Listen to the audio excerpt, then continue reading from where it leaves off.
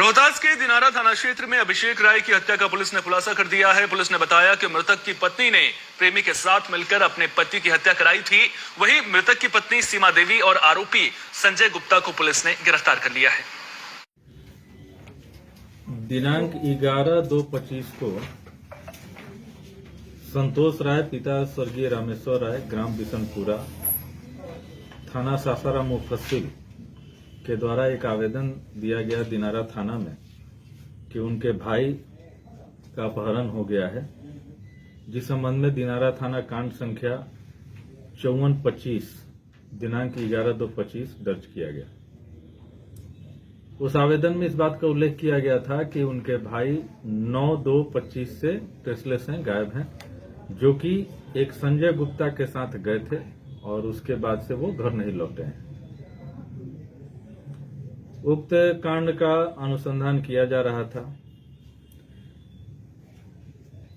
इसमें कांड दर्ज कराने में जो आवेदन दिया गया था, उस आवेदन पर जो मिसिंग पर्सन थे, जिनके अपहरण की बात हो रही थी, उनकी पत्नी का भी हस्ताक्षर था और एक संजय गुप्ता का भी हस्ताक्षर था और ये सभी साथ में थाना पर आए थे।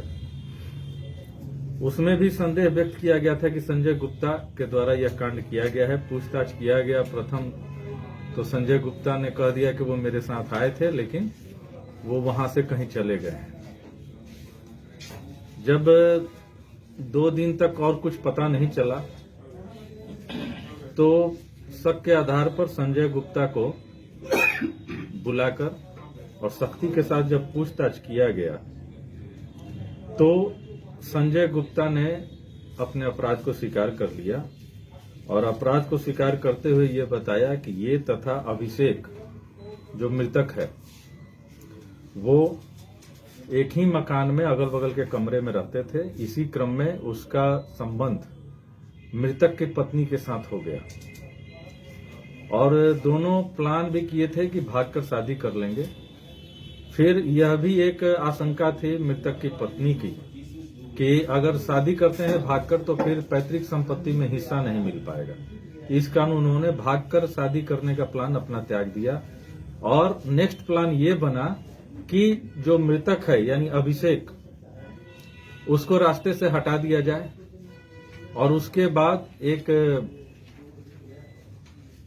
तरह से दोनों साथ में पति पत्नी के रूप में ही रहेंगे, लेकिन समाज के नजर में दोनों अलग रहेंगे। इसी को अंजाम देते हुए संजय गुप्ता जो है वो 9/2/25 को मृतक अभिषेक को साथ में लेकर शाम में गया और उसको शराब और चखना के रूप में अंडा वगैरह लेकर गया और ये लोग जाकर ये पुल के पास चौसा कैनाल नहर के पास सुनसान जगह पर उसको बैठाकर शराब वगैरह पिलाया, उसको ज्यादा पिलाया और उसके बाद चाकू से उसके गला पर हमला कर दिया, जिससे वो घायल हो गया लेकिन मरा नहीं। जब उसके बाद एक बांस का फट्टा था मजबूत, उससे दबाकर उसका गला दबाकर उसका हत्या कर दिया और लाश को नहर में फेंक दिया। अभियुक्त संजय गुप्ता के निशानदेही पर मृतक का लाश नहर से बरामद किया गया, उसका पोस्टमार्टम वगैरह कराया गया।